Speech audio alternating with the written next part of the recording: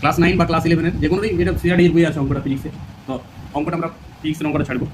জলে ভাসমান বরফখণ্ডের আয়তন 1/11 অংশ জলের উপরে আছে। মানে এই যে জল ধরো এই অঙ্কটা, এটা জল, জলে একটা বরফ ডুবানো আছে, তার বরফটার মধ্যে 1/11 অংশ জলের উপরে আছে। মানে বরফটার 1/11, যদি বরফটা 11 ভাগ হয় তার মধ্যে 1 ভাগ জলের উপরে আছে আর 10 ভাগ জলের ভিতরে আছে।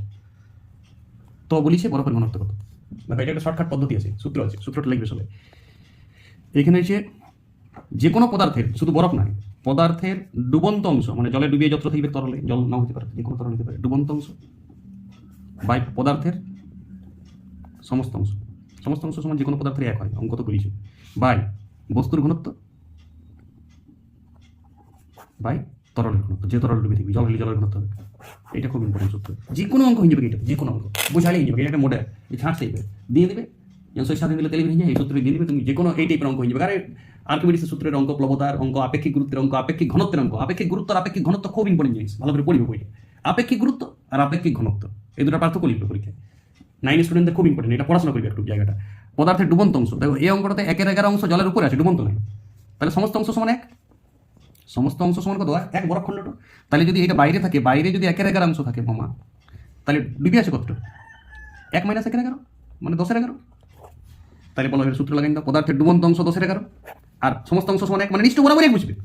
আর যদি জল হয় তরলের ঘনত্ব একই হবে, সিএস পদ্ধতি। আর ওপর তো আমি সিএস পদ্ধতি বের করছি, যেহেতু তোর সিএস পদ্ধতি, মানে এই দুটো তোমার এক, তার মানে সোজা কথা, পদার্থের যত ডুবে থাকবে যত অংশ, সেইটাই পদার্থের ঘনত্ব হবে যদি জলে হয় কেসটা। আর 95% অঙ্ক জলেই দিবে, চিন্তা অন্য তরল দিবে না, অত তরল নাই পৃথিবীতে জল ছাড়া। জল সার্বজনীন দেবো, অ্যাভেলেবেল পাওয়া যায়।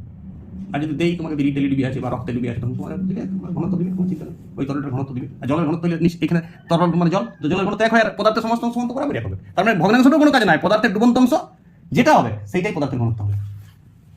তোমাকে আমি বরফের ঘনত্ব বের করতে বলেছি, তাহলে এখানে বরফের ঘনত্ব বের করবো, বরফের ঘনত্ব। আর জলের ঘনত্ব তো 1 গ্রাম পার ঘনসেমি, এখানে অঙ্ক করছি গ্রাম পার ঘনসেমি লেখার দরকার নেই, তো 1 গুণ এইদিকে 1 গুণ, তাহলে বরফের ঘনত্ব কত হয়েছে মনে, বরফের ঘনত্ব হচ্ছে 10/11 গ্রাম পার ঘনসেমি।